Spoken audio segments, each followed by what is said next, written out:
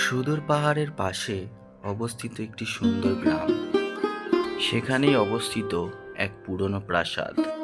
স্থানীয়রা বলে এটা নাকি নীলবর্ণ প্রাসাদ। কারোর সাহস হয় না সেখানে ঢোকার।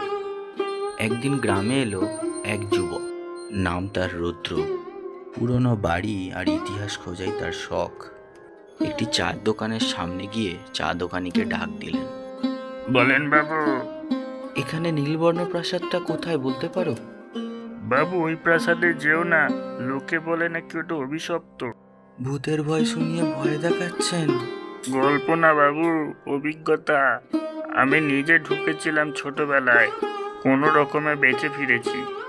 রুদ্র সেই সবে কান্না দিয়ে সে নিজেই যেতে লাগলো। সে গ্রামের রাস্তা শেষ করে জঙ্গলের পথ দিয়ে এগোতে লাগলো। তখন সন্ধে নেমে এসেছে।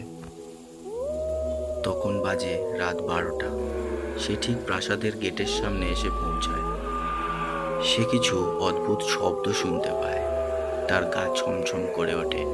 সে বুকে সাহস নিয়ে ঢুকে পড়ল প্রাসাদে। প্রাসাদ যেন ঘুমিয়ে পড়েছে, গা ছমছমে নীরবতা।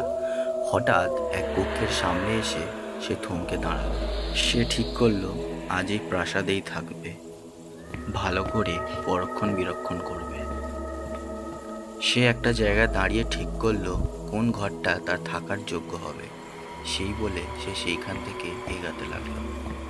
যখন সে সিঁড়ি দিয়ে ওপর তলায় গেল, দেখলো চারিদিকে ঝুল, নোংরা, মোটা স্তূপ, ধুলো, যেন কত বছর এখানে কেউ পা মারায়নি।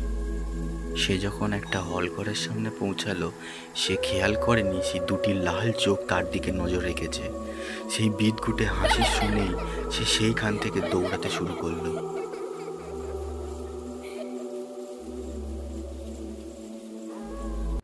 সে দৌড়াতে দৌড়াতে পাশের একটি করিডোরের সামনে এসে সে হাঁপ ছাড়ল।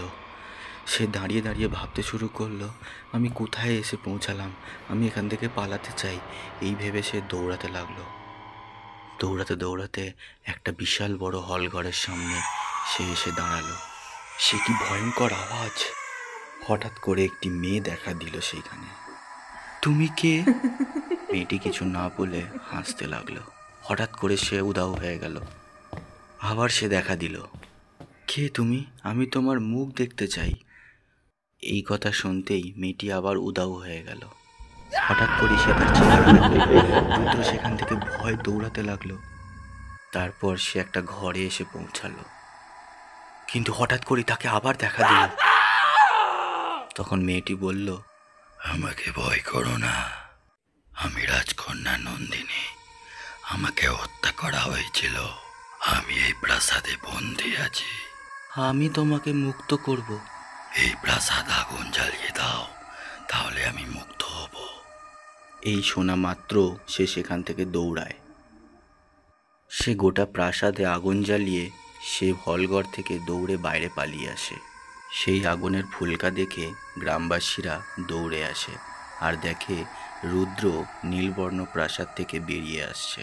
তাকে জিজ্ঞাসা করে, তুমি বেঁচে ফিরেছো বাবু? হ্যাঁ চাচা, আমি এক বন্দিকে মুক্ত করে এলাম। আমার কার্টুনগুলো যদি তোমাদের ভালো লেগে থাকে তাহলে লাইক, শেয়ার, সাবস্ক্রাইব করে দেবেন প্লিজ। Thank you.